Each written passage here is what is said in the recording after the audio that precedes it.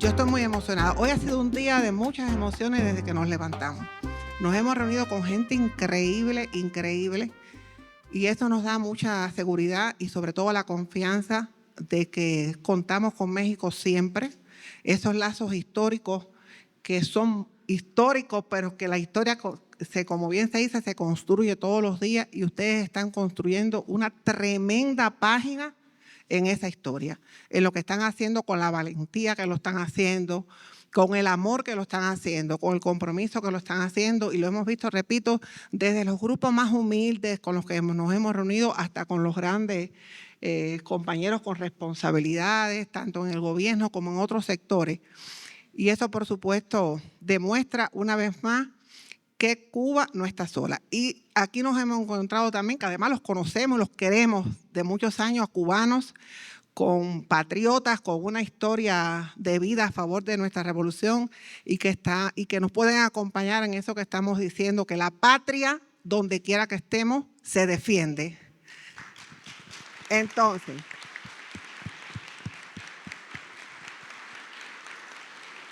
Entonces, muy breve para darle la palabra a Katiuska. Todos conocen los momentos que está viviendo Cuba en estos días. Empezamos el año con un bloqueo recrudecido, con una hostilidad recrudecida, una política que antes le llamábamos de máxima presión, ahora podemos decir que es una política de asfixia económica en todos los sectores, que después se agravó con el cerco energético, pero además estamos en estos momentos amenazados como nunca de una agresión, de una posible intervención militar a nuestro país. Por lo tanto, lo que nos han dicho todos los compañeros con los que nos hemos encontrado es que van a estar movilizados para denunciar cada acto que pase, que van a estar acompañando a Cuba, que Cuba no va a estar sola, y que México en cada uno de los espacios va a ser consecuente con la historia que hemos construido juntos, tanto los cubanos como los mexicanos. Nosotros, desde Cuba, como decía Martí, nos hemos planteado otro plan. Y no solo es el plan de la resistencia, le estamos llamando resistencia creativa, porque estamos haciendo mucho, aun cuando no tenemos energía eléctrica, aun cuando no tenemos el petróleo para que la economía funcione como nos las hemos planteado, pero sí estamos inventando y buscando soluciones como siempre hemos hecho los cubanos. Y por supuesto, a esa resistencia, a esa resiliencia de nuestro pueblo, lo ha acompañado un gran movimiento de solidaridad con Cuba en el mundo, que nos está acompañando con paneles solares, con medicamentos, con insumos médicos y con no sé cuántas cosas más que no se pueden decir a veces, porque el enemigo, donde quiera que escucha algo, enseguida nos quiere enredar, nos quiere complicar la vida. Por lo tanto, lo que sí le puedo decir es que estamos siendo acompañados por los verdaderos amigos, y que México es un ejemplo en eso. Y como nos hemos propuesto ese plan, vamos a mantener el primer coloquio por el centenario del comandante en jefe, al que estamos llamando primer coloquio Fidel, legado y futuro. Porque no es solo que hablemos del legado de Fidel, sino que aprovechemos ese legado para construir el futuro que él siempre soñó y que siempre defendió. Un futuro de ideas, un futuro donde funcione la justicia social y donde el ser humano sea el centro de cualquier proceso. Entonces, los convoco a todos los que puedan estar con nosotros, los valientes, que son los que están yendo a Cuba en estos momentos, los valientes que puedan estarnos acompañando en este primer coloquio que se va a estar desarrollando. Usted ya es el primero que está levantando la mano, perfecto. Se va a estar desarrollando del 10 al 13 de agosto en La Habana. ¡Viva! ¿Y qué significa que nos acompañen en un momento tan difícil como el que estamos viviendo hoy? Que fue lo mismo que significó todos los compañeros que estuvieron el 1 de mayo. Significa demostrarle al mundo que hay hombres y mujeres que son valientes, que creen en un mundo mejor, que defienden la justicia y que vamos a dar la pelea desde donde quiera que estemos. Bueno, a continuación damos la palabra a la periodista, ensayista y bióloga del comandante en jefe, Katiuska Blanco Castiñera, que nos brindará una conferencia sobre el legado de nuestro comandante. Bueno, en el día de hoy que uno piensa, bueno, en Fidel, legado y futuro. Yo creo que una de las primeras cosas que nos legó, además de su vasto conocimiento de las sociedades, de los caminos de la revolución, de cómo hacer las transformaciones, como decía él, analizando todas las múltiples variables que una sociedad siempre tiene frente a sí, tratando de no equivocarse, porque él decía que los revolucionarios siempre nos íbamos a equivocar, que lo que nunca haríamos sería traicionar los principios. Entonces, bueno, aparte de ese pensamiento que yo considero multidimensional, que es un pensamiento no solo de interpretación de la historia de Cuba a lo largo del tiempo y del presente que la revolución vivió desde que triunfó la rebelión. Esa fue una de las primeras enseñanzas. Decía en 1971 en Chile que el 1 de enero del 59 había triunfado la rebelión, pero que entonces comenzaba un proceso en que la revolución tendría que triunfar siempre, cada día, consolidándose y avanzando y enfrentando al imperialismo. Y es lo que estamos haciendo hoy, tratando de que la revolución siga triunfando. Entonces, siguiendo los preceptos que Fidel dijo también en 1971 en una pequeña ciudad de mineros del carbón, muy cercana a Lota, a Coronel, que se llama también de pescadores, que se llama la ciudad de Tomé, en el sur de Chile. Y él decía que él hablaba del fundamento, del contenido moral del socialismo, y decía que era luchar por los derechos del pueblo, luchar por las mujeres, por los niños, por los ancianos, luchar contra el dominio de los monopolios extranjeros, luchar a favor de las reivindicaciones sociales, en favor de la tierra, de la posesión de nuestros recursos como países descolonizados a partir de las revoluciones, siempre luchando en ese sentido. Él decía que ese era el contenido, la lucha por el ser humano, es decir, entonces el hombre, porque nosotros a esas alturas no teníamos todavía el lenguaje de género, cosa que yo he visto que en el lenguaje de Fidel, por ejemplo, en el año 1996, cuando él cumplió los 70 años, yo tuve la oportunidad en una conferencia de prensa de preguntarle qué idea tenía de los conceptos planeta Tierra, hombre. Yo misma dije eso y por eso me responde en esos mismos términos: planeta Tierra, hombre, Quijote, revolución. Y cuando me hablaba del hombre, me decía que era lo más maravilloso que había creado la naturaleza.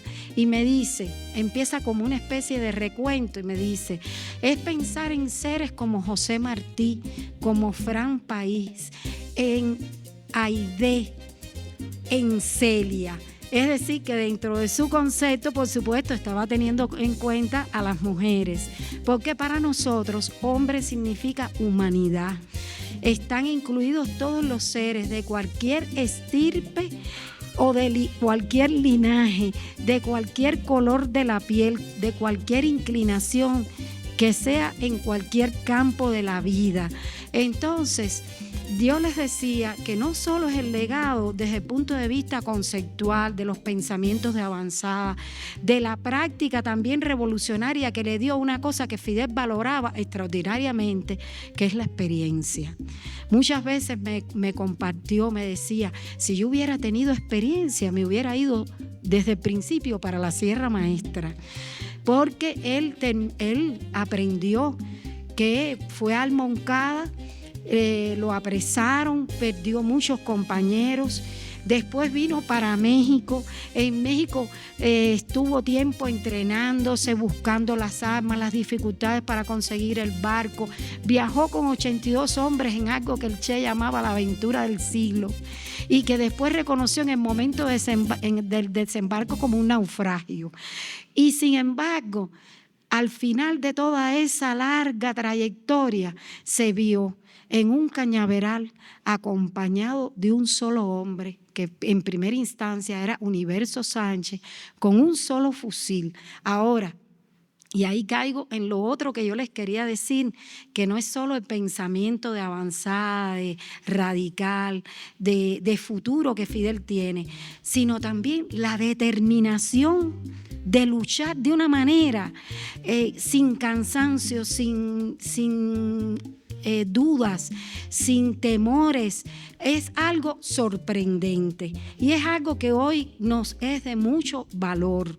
Fidel, en ese encuentro, en ese momento en que está solo con Universo Sánchez, ellos luego se encuentran pensando que era un enemigo, por poco le disparan al doctor Faustino Pérez.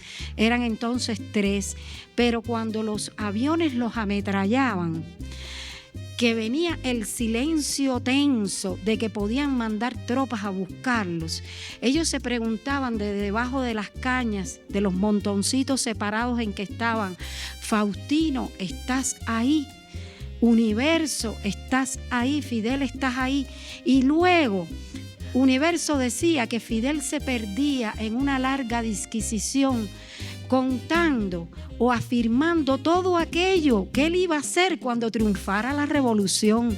Es decir, que no hubo ni en el momento más difícil, imagínense, poco tiempo después, debido a las delaciones de un campesino que resultó traidor, Eutimio Guerra, los bombardeaban muy sostenidamente y con precisión, porque el campesino había dado las coordenadas exactas de donde estaba el pequeño grupo guerrillero que era acosado perennemente. Y en una de las oportunidades los estaban bombardeando, y cuando termina el bombardeo, Fidel les dice a sus compañeros: nos bombardean porque nos tienen miedo, nos bombardean porque saben que vamos a ganar. Yo digo que nos agreden porque nos tienen miedo y nos agreden porque saben que vamos a ganar. Como decía Fidel, a pocos metros de ese lugar donde los estaban ametrallando, un jovencito, 5 años más joven que Fidel, escribía boca abajo en su diario: ojalá se salven los otros. ¿Saben quién era? Raúl Castro Ruz, que no quería, que no le importaba su destino personal, que lo que le importaba era que la revolución triunfara y que el destino revolucionario de Cuba se cumpliera. El destino de una revolución profunda, no de una pantomima de revolución, de una revolución radical, como decía Yusuán el otro día, no extremista. No nos íbamos a los extremos, sino a lo hondo, a lo profundo. Por eso somos radicales. Entonces, esa resolución se expresa siempre a lo largo del tiempo, y es lo que yo creo que hoy es algo que nos vale a nosotros. Imagínense que yo no hace mucho tiempo, tengo que ser discreta, pero me acordaba mucho de Fidel, porque hay una reflexión de Fidel que se llama La batalla de Girón, donde él explica muy bien las órdenes que le daba a Curbelo, que era el que estaba al frente de dirigir a nuestra Fuerza Aérea en ese momento. Y Fidel, imagínense, primero dio órdenes de desplegar los aviones, los poquitos que teníamos, no ponerlos todos juntos, sino separarlos, crear condiciones para que si nos bombardeaban los aeropuertos, que bombardearan los aviones que no servían y no los que teníamos en funcionamiento, porque para todo también vale la inteligencia y la astucia, que Fidel siempre lo dice también en algunas partes de la guerra. Dice: no solo es luchar resueltamente, también hacerlo con inteligencia, con paciencia, con astucia, saber el momento preciso en que hay que llevar adelante una acción. Y entonces Fidel, imagínense ustedes, la fuerza enemiga sobrepasaba los 30 aparatos. Había una superioridad enemiga apabullante. Nosotros apenas teníamos una decena de aparatos aproximadamente, pero tampoco teníamos suficientes pilotos. Es decir, que había más aparatos, aun cuando eran pocos, había mucho más aparatos que pilotos entrenados. Pero además de eso, de los pilotos que teníamos, que eran 7 u 8, de ellos un grupo no tenía suficiente entrenamiento todavía. Y aún así, Fidel les dio las órdenes precisas y vencimos en esa pelea y ganamos la guerra en la agresión, al punto de que Fidel además dio las indicaciones. En ningún momento hubo como una duda, ¿no?, que ellos son superiores, que tienen más aviación. No, para nada. Había una decisión de luchar, que es la que han tenido los pueblos históricamente cuando están decididos a defender sus derechos. Porque los vietnamitas, ¿qué superioridad podían tener los vietnamitas? Pero además de eso, sí, moral, la superioridad de los que saben que están del lado de la justicia y de la razón, de los que están decididos a todo por defender sus derechos.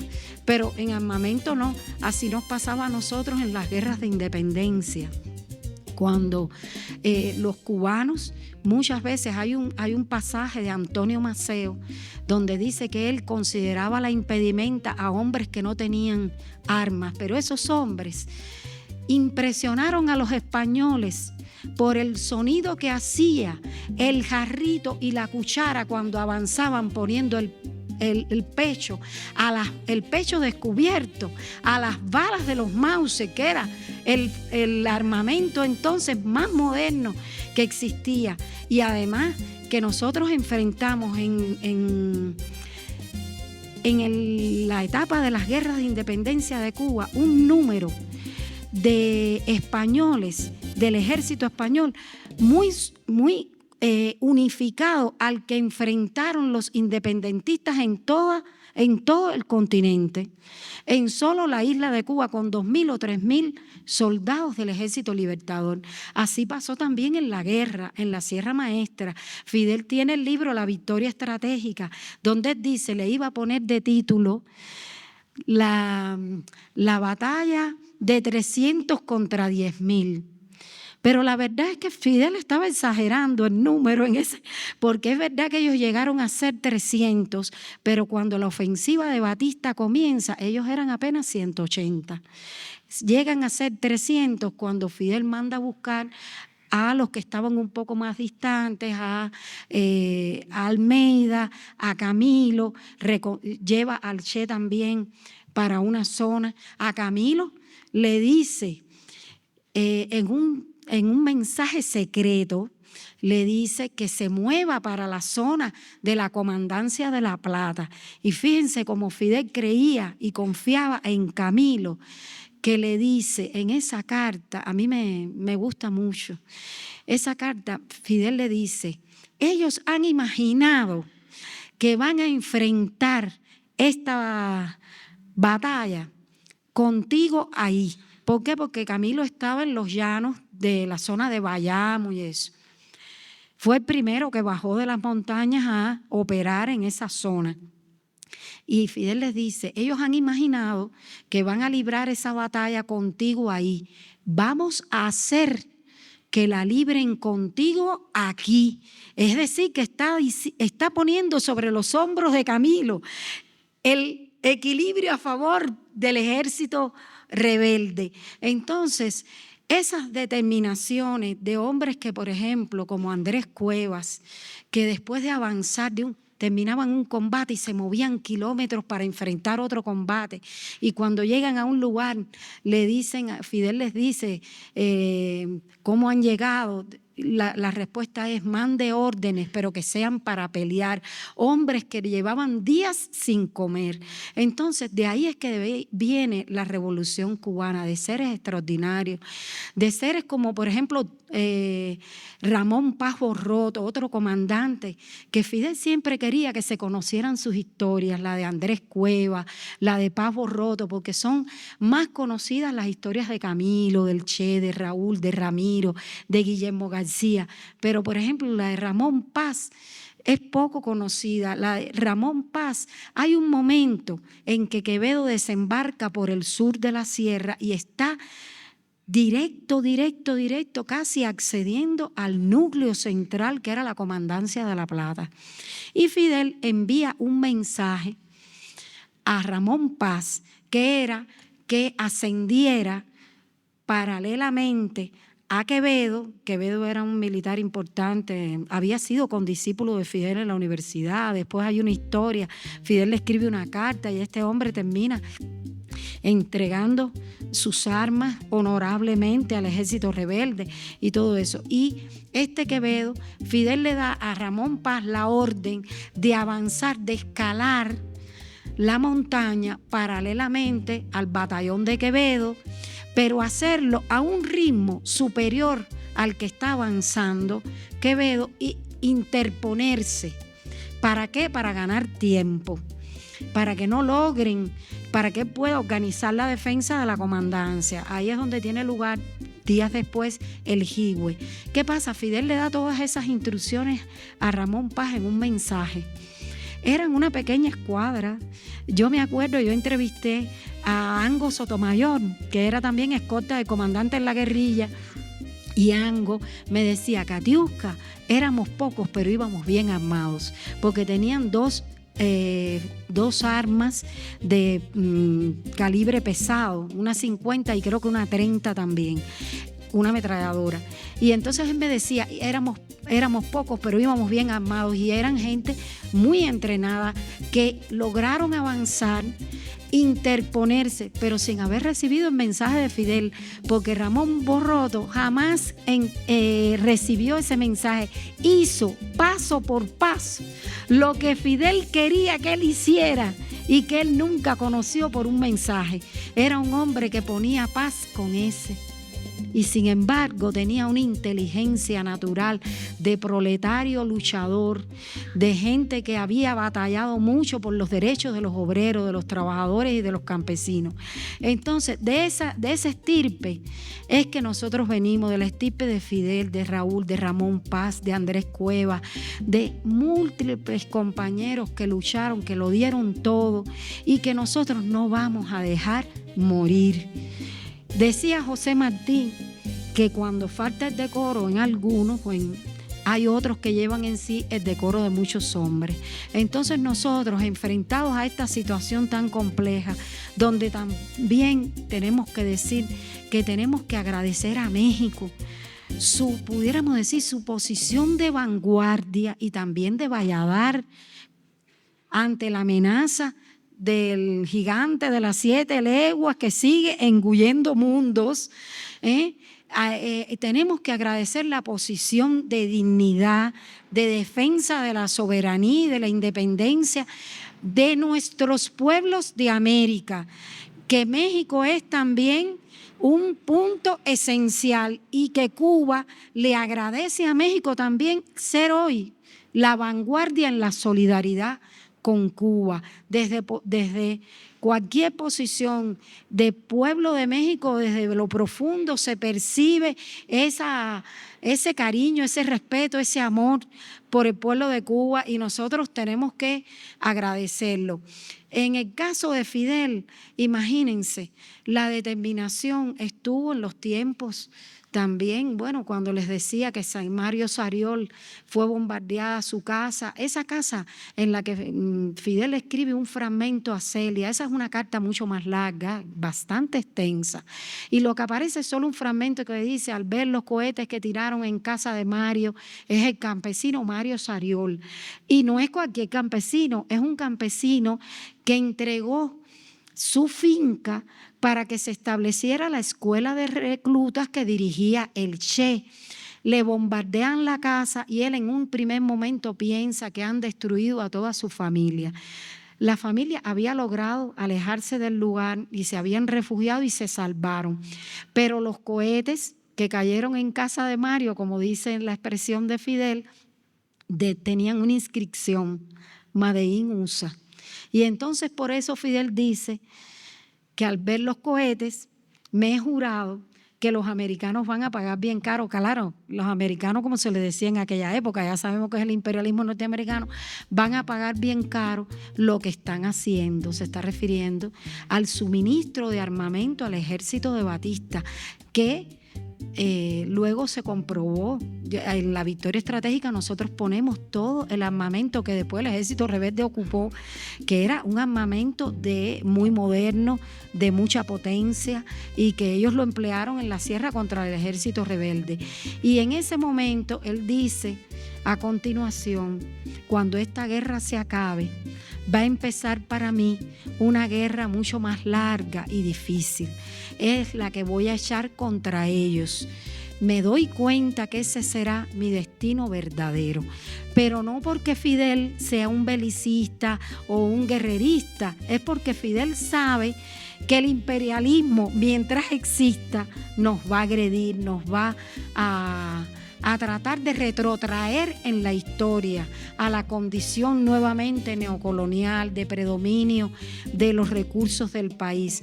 Hay un discurso de Fidel del 10 de octubre de 1968, cuando se cumplía el centenario del inicio de nuestra guerra, donde él en una parte explica cómo fueron las inversiones de los norteamericanos y dice algo tremendo, porque fíjense, cuando terminan las guerras de independencia con la intervención norteamericana y todo eso, el país no tenía puentes, no había mujeres embarazadas, casi no teníamos niños. ¿Por qué? Porque se había aplicado contra Cuba la política de reconcentración, que yo siempre digo que fue algo que nosotros conocimos, los campos de concentración que después tuvieron espacio en la Segunda Guerra Mundial a lo largo del tiempo por el fascismo y el nazismo, y por el militarismo japonés también en alguna medida. Nosotros los conocimos a finales del siglo XIX con la política de reconcentración de Weyle, que además era tan terrible y tan macabro que después la aplicó también a su propio pueblo en España, ¿no? Y nosotros, cuando eso sucede, se da un proceso que es el de la expansión azucarera, que es que las centrales azucareros, las inversiones se hacen hacia centro oriente del país, y ellos se apropian de las grandes extensiones de tierra de las provincias más anchas de Cuba, y además de eso, de las minas, de los bancos, de los centrales azucareros también que se crean. Y por ejemplo, Fidel siempre, fíjense si le dolía, que cuando pasa el tiempo, eso tiene una expresión también en la infelicidad de la gente, porque se crean como unas especies de poblaciones en que había segregación. Eran los bateyes de los centrales. Entonces hay una mirada antropológica de Fidel donde cuenta cómo se vestían los que eran empleados del central, cómo vivían en los chalets, y los obreros, los campesinos y los braceros antillanos veían desde lejos, sin poder acceder a todas aquellas comodidades que tenían sus fiestas, sus encuentros sociales y todo eso, y los obreros cubanos desposeídos, los campesinos cubanos a final de la guerra desposeídos, sin ni siquiera tener un pedazo de tierra para plantar la comida necesaria para alimentar a su familia. Todo eso fue lo que significó, y la supeditación total en términos políticos del país, a través de muchos documentos jurídicos que ellos impusieron con la cuestión de que iban para evitar la intervención militar, que se firmaran esos documentos, y entonces quedó comprometida la soberanía de Cuba, y ya cuando los inhabilitaron era porque ya habían logrado el predominio y habían convertido a Cuba en lo que ellos querían, que era una neocolonia. Al final, en el año 1926, Emilio Roy de Licherín, el historiador cubano, tiene él discute públicamente con una nota del gobierno de los Estados Unidos donde le advertía a los pueblos, a los estados de nuestra América que no se permitirían las revoluciones. Y Emilio Roy dice que eso es un contrasentido porque la existencia de nuestra república se debe precisamente a las revoluciones. Eso fue, fíjense, la misma semana de agosto en que nació Fidel. Él no se podía imaginar que aquel 13 de agosto, apenas 3 o 4 días después de que él había hecho esa polémica pública, estaría naciendo el hombre que, encarnando los sueños, las aspiraciones del pueblo de Cuba, llevaría adelante una lucha amalgamado también con su pueblo y acompañado por hombres extraordinarios como el propio Raúl, que era un jovencito a quien él le dio, por supuesto, la literatura necesaria para que se radicalizara, al punto de que Raúl fue primero militante de la Juventud Socialista que Fidel. Claro, Fidel decía que él se había convertido de un socialista utópico a un socialista atípico. Porque, sí, ustedes saben que es un antidogmático y un hombre de una flexibilidad en su pensamiento extraordinario. ¿Por qué era eso? Porque él hizo lo que estaba vedado en la interpretación dogmática del marxismo y el leninismo. Él se convirtió en alguien que era por doctrina marxista y leninista, pero comprendió que en las condiciones de Cuba el Partido Comunista, que se encontraba aislado por el macartismo, nunca podría ser el que liderara una revolución profunda. Él decía que había que estar con el partido que tenía a la masa y por eso se inscribe en el Partido Revolucionario Cubano Ortodoxos, que era el nombre original. Después la gente le decía el Partido Ortodoxo, que tenía políticas nobles, políticas justas, pero que no tenía la suficiente radicalidad como para hacer una revolución.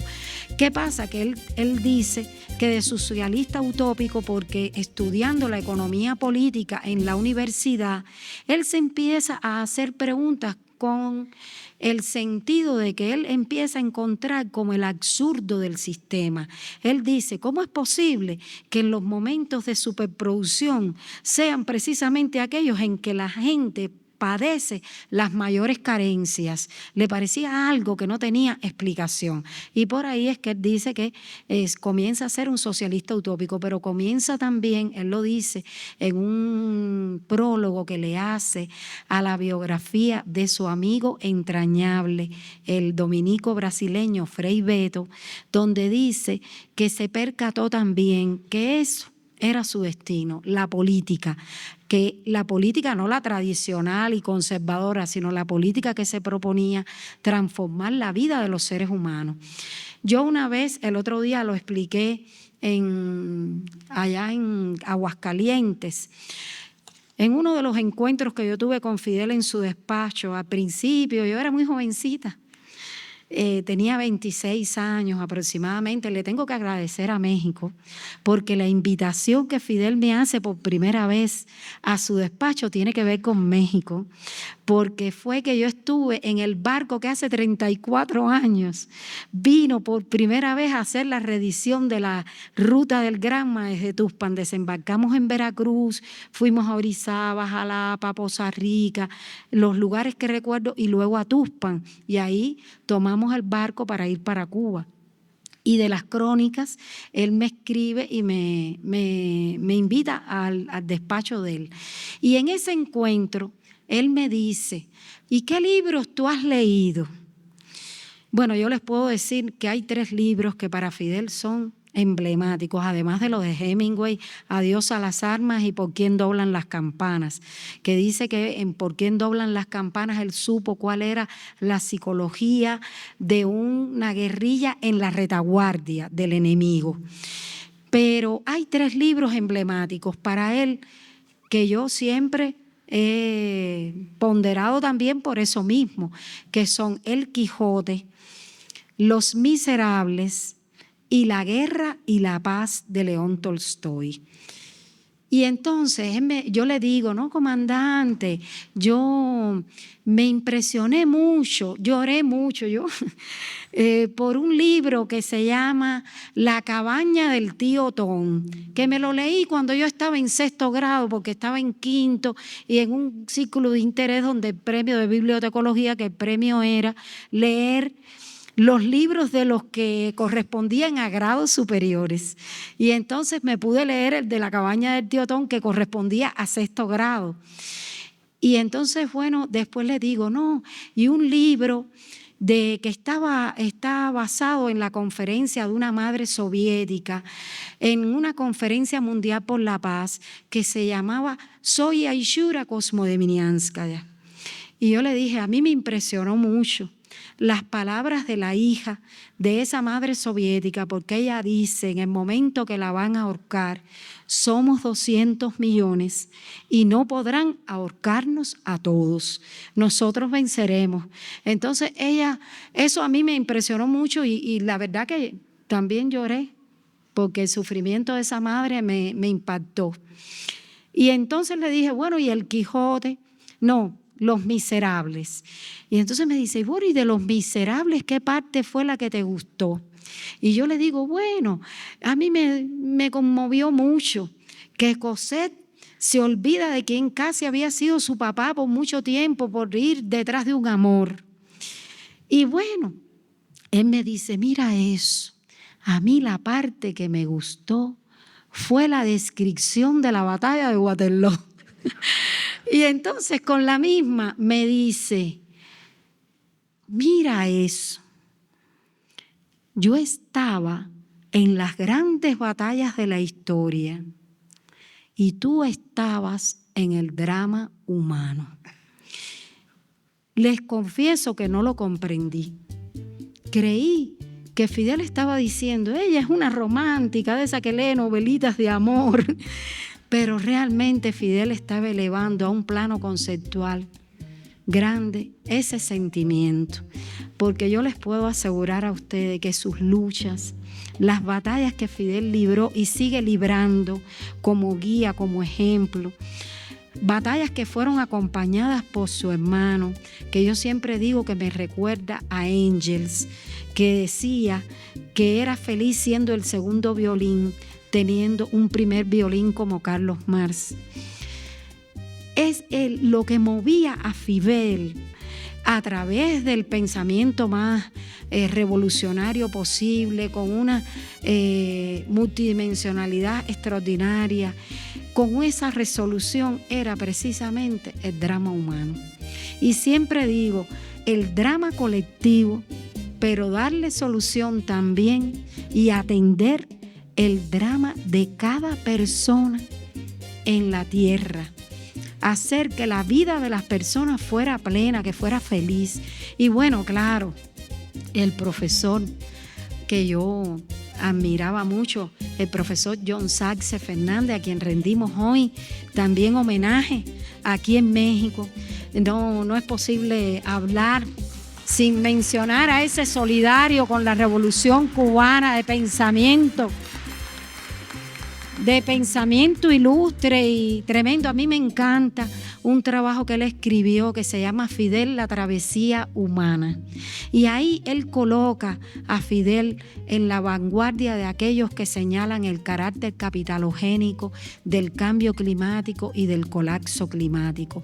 Y al final, un ser como él también ponderaba eso que Fidel era, que era un hombre de pensamiento extraordinario, pero un hombre que había rebasado pudiéramos decir, el pensamiento renacentista, porque pasó de la contemplación a la acción, que no se conformó con tener como referencia de todas las cosas a los seres humanos, sino que los convirtió también en el fin de todas las luchas, en el destino de todos los esfuerzos, en el afán de todos los sueños. Entonces, además de eso, comprendió, pienso yo que aquí lo aprendió también porque vivió de cerca las culturas cercanas a la naturaleza. a esa cosmovisión que tienen los pueblos antiguos de que es necesario que el ser humano viva en nuestro planeta en armonía con la naturaleza. Entonces, en esa plenitud que él deseaba en la educación y también en el conocimiento y en el disfrute del arte, que era en lo que Fidel consideraba que existía la infinitud de la felicidad, porque materialmente debemos ser austeros, porque es lo que sostiene la defensa y la salvaguardia de la humanidad en el planeta, pero la infinitud de la felicidad está en eso, en el conocimiento, en el estudio y en el disfrute de la cultura, en el disfrute del arte. En eso sí no hay modo de estar teniendo límites necesarios ni urgentes. Entonces, en ese sentido, Fidel es, como pudiéramos decir, el hombre que John Salce reconoce como una vanguardia que hay que seguir. Y yo pienso, además, que es legado y futuro, porque con esa cosmovisión, con esa visión que estaba relacionada con su estudio profundo de las sociedades actuales, con una información que no era al minuto, era al instante, que hacía la lectura y la interpretación y la descodificación sobre un solo asunto de cuánta información venía y cruzaba todos los enfoques, todas las miradas, y de ahí era que él sacaba sus conclusiones. Es decir, que no era un adivino, era un hombre que sabía estudiar profundamente con una tenacidad a prueba de cualquier adversidad. Lo hacía lo mismo en las montañas de la sierra, donde hay mucha fotografía que se le ve estudiando, pero también en sus últimos años de vida física, cuando yo decía que ganó el tiempo, no para él, sino para nosotros, para hacer el bien, como él decía el 26 de julio de 2006, poquito antes de que se enfermara.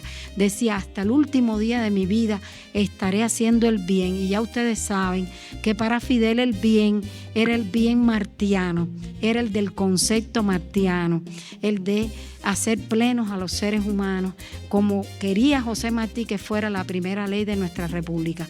En esas luchas que se dirimen hoy, la estirpe del pueblo de Cuba es la estirpe de hombres como Fidel y como Raúl. Un hombre también de la leyenda, de nuestra historia patria y de nuestros continentes, y digo en plural, porque Raúl fue el que le propuso a Fidel que mandara una misión solidaria a Argelia. Raúl fue el que se encontró con Ho Chi Minh en Vietnam. Raúl está en los vínculos de Cuba con la Unión Soviética, con China. Raúl está en la representación de nuestro pueblo, en la diplomacia revolucionaria, que no se conoce mucho, se conoce más la más reciente, cuando dijo 6 por 8, 48, porque le querían dar solo 6 minutos de discurso, y dijo, yo he faltado tanto, son 48 encuentros, creo que lo decía, 6 por 8, 8 encuentros que no he participado, 6 por 8, 48, y discursó todo lo que él quiso. Entonces, una persona también de un conocimiento que a veces no es muy público, pero que también es importante, una persona que conocía desde que era un niño el francés. Muchas veces se desconoce mucho porque Fidel, como él quería que fuera el comandante, el que apareciera, siempre mantuvo esa discreción, ese deseo de pasar casi callado por la historia. Y nosotros no olvidaremos nunca tampoco que era nuestro ministro de Fuerzas Revolucionarias cuando Cuba estaba batallando en las misiones internacionalistas en África. Él dirigía las tropas cubanas porque era el ministro de las Fuerzas Armadas Revolucionarias. Entonces, hombres como esos, de esas personas, de esa tradición, de ese espíritu patriótico, de esa resolución de luchar, sean cuales sean las adversidades que enfrentamos o las dificultades o las asimetrías del enemigo en relación con nosotros, es decir, del poderío del enemigo en relación con nuestros recursos materiales, siempre la convicción de luchar y de vencer estará presente en el pueblo de Cuba, en lo mejor de sus hombres, mujeres, ancianos y niños también, porque los niños son expresión también de esa voluntad de defender el país. Entonces, yo lo quiero dejar aquí para, bueno, no sé si les parece que pueda agregar algo más, pero creo, lo dije el otro día, que nosotros estamos determinados. Lo hemos estado siempre el pueblo de Cuba. Mi mamá estaba embarazada cuando la crisis de octubre y siempre me decía, Katy, yo no sentía que había miedo en Cuba. Y cuando después, muchos años después, yo estuve en Angola, a nosotros, porque fue siempre tradición de la revolución decirle la verdad al pueblo para que estuviera preparado y supiera qué debía enfrentar. Y estando en Angola, entre las tropas revolucionarias cubanas, internacionalistas, nosotros recibimos un grupo de indicaciones de que o aquello se resolvía de una vez o estábamos decididos a todo. Y se nos advirtió a cada combatiente que Sudáfrica tenía el arma nuclear y que cualquier compañero que lo decidiera así tenía el derecho de retirarse y que no habrían consecuencias para el compañero que determinara que no quería estar. Pero se nos dijo que estábamos expuestos a un golpe nuclear, pero que íbamos a avanzar por la carretera panafricana y que si aquello no se resolvía íbamos a llegar hasta el Cabo. Esa es la verdad. Contra el apartheid, contra el sistema del apartheid, que era un sistema oprobioso, y además por la independencia de Angola y de Namibia. Y bueno, yo, por lo menos en el entorno mío, no hubo un solo cubano que se retirara ni dijera, no, yo tengo temor, me voy a ir. A mi alrededor nunca viví eso y créanme que recorrí toda la línea sur de las fuerzas cubanas y después me fui más al sur todavía, hacia una zona con la frontera con Namibia. Ese día avanzamos con el general Polo Sintra. Yo quería ir a una loma que le decían la loma de Tongotongo, porque había mujeres de la SWAPO luchando allí, unas guerrilleras extraordinarias, las combatientes de la SWAPO, y yo las quería entrevistar, pero el camino era muy peligroso. No hacía una semana había caído un grupo nuestro en una emboscada, casi conviví con los heridos en el hospital de campaña, que era a cielo estrellado, en ese lugar que le decían Techipa, y que los cubanos con esa jocosidad que tenemos le decíamos Techipa, Techupa, porque había mucha falta de agua y dificultades muy serias. Y entonces avanzamos hacia el sur con Polo, pero al final los escoltas decían que el helicóptero tenía que subir mucho, que el terreno era muy inclinado y que nos poníamos casi a tiro de disparo de las fuerzas que estaban ahí pegaditos en la frontera. Y yo me acuerdo que yo insistía, hasta que el piloto, escolta de Polo, dijo, mire, general, porque él insistía también, no, para llevar a la periodista. Yo sinceramente creo que él tenía más deseo de ir él también. Y entonces, no, para llevar a la periodista. Y el jefe de la tripulación le dijo, con todo el respeto, general, ni a la periodista ni a usted. Y entonces ahí ya yo dije, no debo seguir insistiendo porque ya esto se trata de proteger la vida del jefe de las fuerzas cubanas en Angola en ese momento. Y entonces, bueno, esa resolución que los cubanos que no se retiraron nunca, quiero decirles que ese recuento de Angola es uno de los trabajos que más Fidel quiso que yo publicara. Ya yo lo había publicado, me lo mandó a buscar y me pidió que lo volviera a publicar. Y es uno de los trabajos que él ese día me llamó, fue el 20 de octubre del 2008, nunca se me olvida. Me habló de toda la historia de Angola, de todo lo que los cubanos lucharon allí, se impresionó mucho con esta historia que yo les cuento, que expresa en definitiva lo que yo quería decirles, que es que el pueblo de Cuba no los va a defraudar.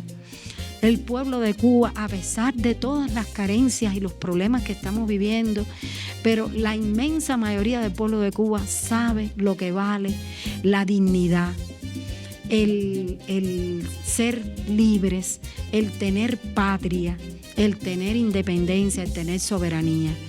Por eso, porque tenemos esa conciencia, nosotros vamos a luchar y no nos vamos a entregar, no nos vamos a rendir, nunca lo haremos. Y lo dije,